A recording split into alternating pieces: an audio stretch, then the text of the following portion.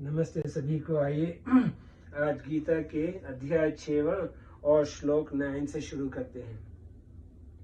सहन मित्रार्य युदासीन मध्यस्थ द्वेष्य बंधुषु साधुष्वपि च पापेषु समबुद्धिर्विशिष्यते। मतलब सुहृद, मित्र, वैरी, उदासीन, मध्यस्थ, द्वेष्य और संबंधियों में तथा साधु आचरण करने वालों में और पाप आचरण करने वालों में भी समबुद्धि वाला मनुष्य श्रेष्ठ है। व्याख्या। 8वें श्लोक में पदार्थों में समता बताई। अब इस श्लोक में व्यक्तियों में समता बताते हैं। व्यक्तियों में समता बताने का तात्पर्य है कि वस्तु तो अपनी तरफ से कोई क्रिया नहीं करती, अतः उसमें समबुद्धि होना सुगम है, परंतु व्यक्ति तो अपने लिए और दूसरों के लिए भी क्रिया करता है, अतः उसमें समबुद्धि होना कठिन है। इसीलिए व्यक्तियों के आचरणों को देखकर भी जिसकी बुद्धि में, विचार में कोई विषमता या पक्षपात नहीं होता, ऐसा समबुद्धि वाला पुरुष श्रेष्ठ है। सुहन मित्रार्य युदासीन मध्यस्थ द्वेष्य बंधुषु, जो माता की तरह ही पर ममता रहित होकर बिना किसी कारण के सबका हित चाहने के और हित करने के स्वभाव वाला होता है, उसको सुहृद कहते हैं। और जो उपकार के बदले उपकार करने वाला होता है, उसको मित्र कहते हैं। जैसे सुहृद का बिना कारण दूसरों का हित करने का स्वभाव होता है, ऐसे ही जिसका बिना कारण दूसरों का अहित करने का स्वभाव होता है, उसको अरि कहते हैं। जो अपने स्वार्थ से अथवा अन्य किसी कारण विशेष को लेकर दूसरों का अहित अपकार करता है, वह द्वेष्य होता है। दो आपस में वाद विवाद कर रहे हैं, उनको देखकर भी जो तटस्थ रहता है, जिस किसी का कृष्ण मात्र भी पक्षपात नहीं करता और अपनी तरफ से कुछ कहता भी नहीं, वह उदासीन कहलाता है। परंतु उन दोनों की लड़ाई मिट जाए और दोनों का हित हो जाए, ऐसी चेष्टा करने वाला मध्यस्थ कहलाता है। एक तो बंधु अर्थात संबंधी है और दूसरा बंधु नहीं है, पर दोनों के साथ बर्ताव करने में उसके मन में कोई विषम भाव नहीं होता। जैसे उसके पुत्र ने अथवा अन्य किसी के पुत्र ने कोई बुरा काम किया है, तो वह उनके अपराध के अनुरूप दोनों को ही समान दंड देता है। ऐसे ही उसके पुत्र ने अथवा दूसरे के पुत्र ने कोई अच्छा काम किया है, तो उनको पुरस्कार देने में भी उसका कोई पक्षपात नहीं होता। साधुष्वपि च पापेषु समबुद्धिर्विशिष्यते।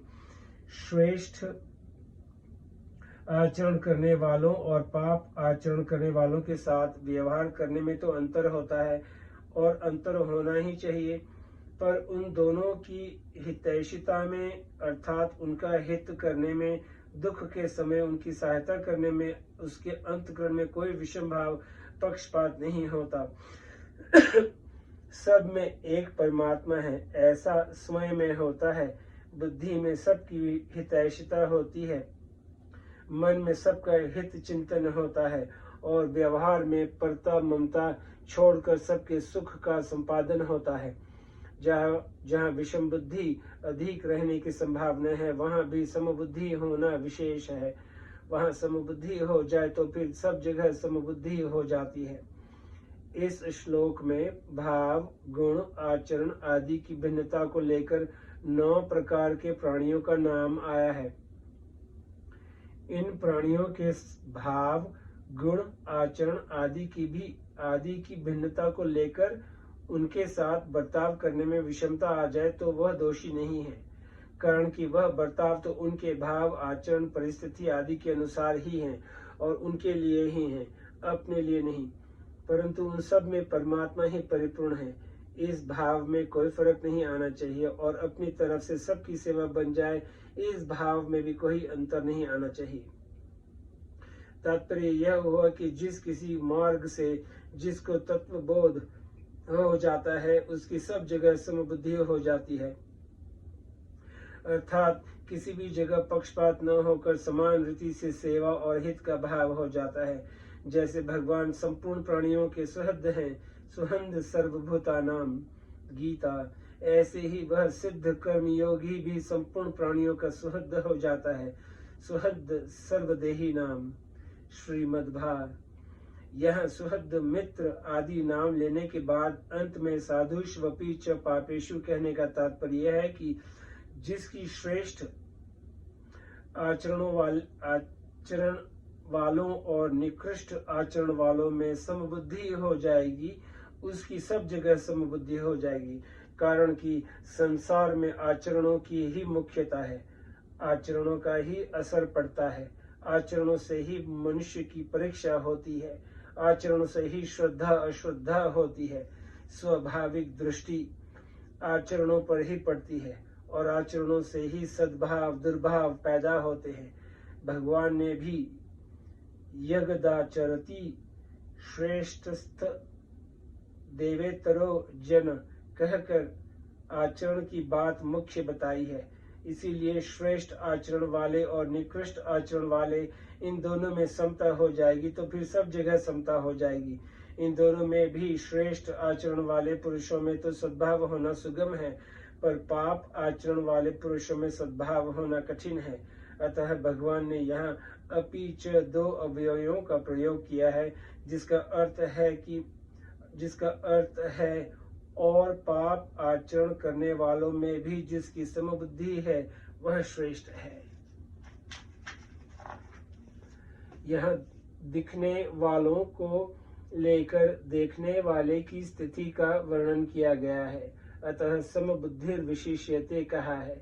देखने वाले में जो समबुद्धि होती है वह हरेक को दिखती नहीं, पर साधक के लिए तो वो वही मुख्य है, क्योंकि साधक मैं अपनी दृष्टि से कैसा हूँ ऐसे अपने आप को देखता है। इसीलिए अपने आप से अपना उद्धार करने के लिए कहा गया है। संसार में प्राय दूसरों के आचरणों पर ही दृष्टि रहती है। साधु को विचार करना चाहिए कि मेरी दृष्टि अपने भावों पर रहती है या दूसरे के आचरणों पर। दूसरों के आचरणों पर दृष्टि रहने से जिस दृष्टि से अपना कल्याण होता है वह दृष्टि बंद हो जाती है और अंधेरा हो जाता है। इसीलिए दूसरों के श्रेष्ठ और निकृष्ट आचरणों पर दृष्टि न रखकर उनका जो वास्तविक स्वरूप है उस पर दृष्टि रहनी चाहिए। स्वरूप पर दृष्टि रहने से उनके आचरणों पर दृष्टि नहीं रहेगी, क्योंकि स्वरूप सदा ज्यों का त्यों रहता है, जबकि आचरण बदलते रहते हैं। सत्य तत्व पर रहने वाली दृष्टि भी सत्य होती है, परंतु जिसकी दृष्टि केवल आचरणों पर ही रहती है उसकी दृष्टि असत्य पर रहने से असत्य ही होती है। इसमें भी अशुद्ध आचरणों पर जिसकी ज्यादा दृष्टि है उसका तो पतन ही समझना चाहिए। तात्पर्य है कि जो आचरण आदरणीय नहीं है, ऐसे अशुद्ध आचरणों को जो मुख्यता देता है वह तो अपना पतन ही करता है। अतः भगवान ने यहाँ अशुद्ध आचरण करने वाले पापी में भी समबुद्धि वाले को श्रेष्ठ बताया है, कारण कि उसकी दृष्टि सत्य तत्व पर रहने से उसकी दृष्टि में सब कुछ परमात्मा तत्व ही रहता है। फिर आगे चलकर सब कुछ नहीं रहता, केवल परमात्मा तत्व ही रहता है। उसी की यहाँ समबुद्धि विशेष्यते पद से महिमा गाई गई है। विशेष बात, गीता का योग समता ही है। समत्व योग उच्यते। गीता की दृष्टि से अगर समता आ गई तो दूसरे किसी लक्षण की जरूरत नहीं है।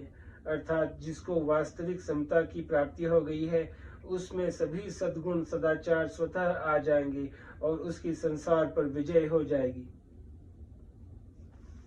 विष्णु पुराण में प्रहलाद जी ने भी कहा है कि समता भगवान की आराधना मतलब भजन है।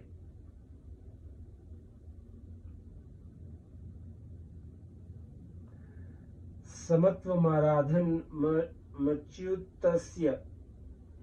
इस तरह जिस समता की असीम अपार अनंत महिमा है, जिसका वर्णन कभी कोई कर ही नहीं सकता, उस समता की प्राप्ति का उपाय है बुराई रहित होना, बुराई रहित होने का उपाय है एक, किसी को बुरा न माने, किसी का बुरा न करे, किसी का बुरा न सोचे, किसी में बुराई न देखें, किसी की बुराई न सुने, किसी की बुराई न कहें। इन 6 बातों का दृढ़ता से पालन करें तो हम बुराई रहित हो जाएंगे। बुराई रहित होते ही हमारे में स्वतः स्वाभाविक अच्छाई आ जाएगी, क्योंकि अच्छाई हमारा स्वरूप है। अच्छाई को लाने के लिए हम प्रयत्न करते हैं, साधन करते हैं, परंतु वर्षों तक साधन करने पर भी वास्तविक अच्छाई हमारे में नहीं आती, और साधन करने पर खुद को भी संतोष नहीं होता।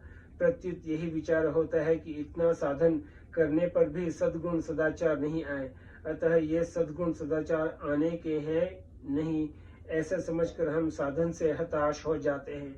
हताश होने में मुख्य कारण यही है कि हमने अच्छाई को उद्योग साध्य माना है और बुराई को सर्वथा नहीं छोड़ा है। बुराई का सर्वथा त्याग किए बिना आंशिक अच्छाई बुराई को बल देती रहती है, कारण कि आंशिक अच्छाई से अच्छाई का अभिमान होता है। बुराई का सर्वथा त्याग किए बिना आंशिक अच्छाई बुराई को बल देती रहती है, कारण कि आंशिक अच्छाई से अच्छाई का अभिमान होता है, और जितनी बुराई है वह सब की सब अच्छाई के अभिमान पर ही अवलंबित है। पूर्ण अच्छाई होने पर अच्छाई का अभिमान नहीं होता और बुराई भी उत्पन्न नहीं होती, अतः बुराई का त्याग करने पर अच्छाई बिना उद्योग किए और बिना चाहे स्वतः आ जाती है। जब अच्छाई हमारे में आ जाती है तब हम अच्छे हो जाते हैं, और जब हम अच्छे हो जाते हैं तब हमारे द्वारा स्वाभाविक अच्छाई होने लगती है। जब अच्छाई होने लग जाती है तब सृष्टि के द्वारा स्वाभाविक ही हमारा जीवन निर्वाह होने लगता है।